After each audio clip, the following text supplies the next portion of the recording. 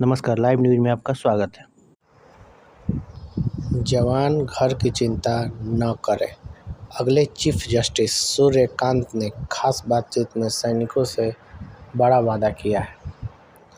भारत के अगले मुख्य न्यायाधीश जस्टिस सूर्यकांत ने सशस्त्र बलों और उनके परिवारों के लिए एक ऐतिहासिक कानूनी सहायता योजना वीर परिवार सहायता योजना की शुरुआत की है। एक न्यूज़ चैनल से इस पहल और इसके पूरे देश में लागू होने के पीछे के मकसद के बारे में भी बताया। उनकी माने तो हाल ही में हुए ऑपरेशन सिंदूर से उन्हें इसकी प्रेरणा मिली और उन्हें लगा कि सैनिकों और उनके परिवारों के लिए कानूनी मदद होनी चाहिए। उनका कहना था कि इस योजना से यह सुनिश्चित हो सकेगा कि अपनी ड्यूटी के कारण कोई भी सैनिक न्यायिक अधिकारों से वंचित न रह पाए। शनिवार यानी 26 जुलाई को पूरा देश कारगिल में मिली जीत की और उसके लिए कुर्बान हुए सैनिकों के कुर्बान को याद कर रहा। विजय दिवस का यह मौका सेना और पैरा मिलिट्री जवानों के लिए भी बड़ा दिन साबित हुआ। इस मौके पर न्यायपालिका ने सैनिकों के लिए कानूनी सहायता योजना लागू की है। जस्टिस सूर्यकांत, जो इस समय नेशनल लीगल सर्विसेज अथॉरिटी यानी NALSA के एग्जीक्यूटिव चेयरमैन हैं, श्रीनगर में आयोजित एक कार्यक्रम के दौरान उन्होंने वीर परिवार सहायता योजना 2025 को लॉन्च किया।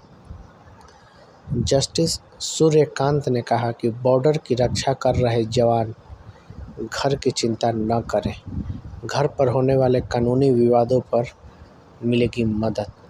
ऑपरेशन सिंदूर में सेना ने बेहतरीन काम किया है और सभी देशवासियों को भारतीय सेना पर नाज।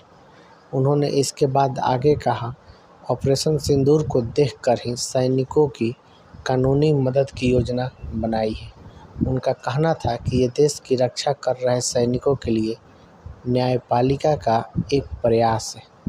जस्टिस सूर्यकांत इस साल 24 नवंबर को देश के CJI के तौर पे शपथ लेंगे।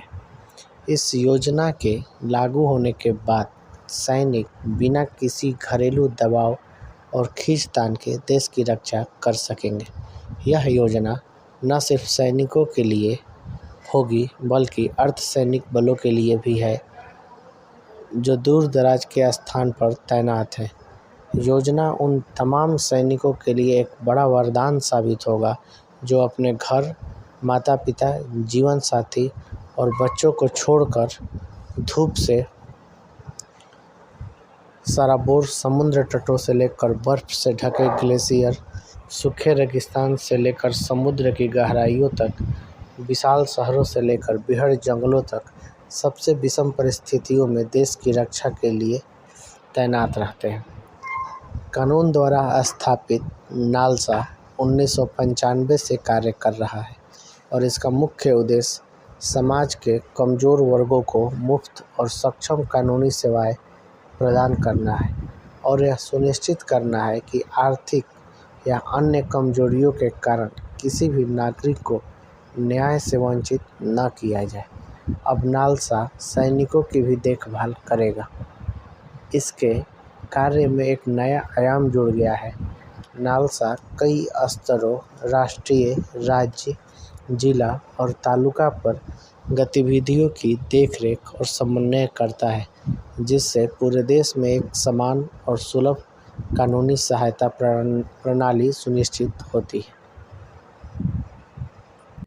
आज के लिए इतना ही। वीडियो पसंद आया तो चैनल को लाइक और सब्सक्राइब जरूर करें।